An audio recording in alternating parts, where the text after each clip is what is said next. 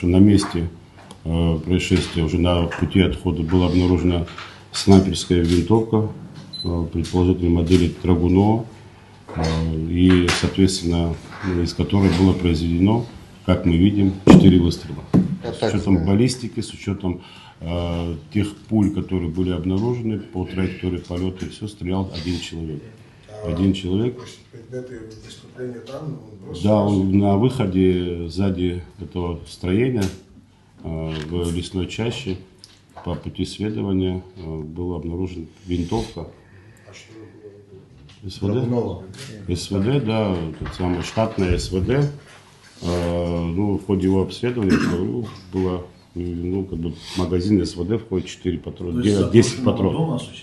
С заброшенного дома вела стрельба? Да, с заброшенного дома фактически в упор. Расстояние выстрела фактически там 10-12, в некоторых случаях даже 4 метра. Сколько метров?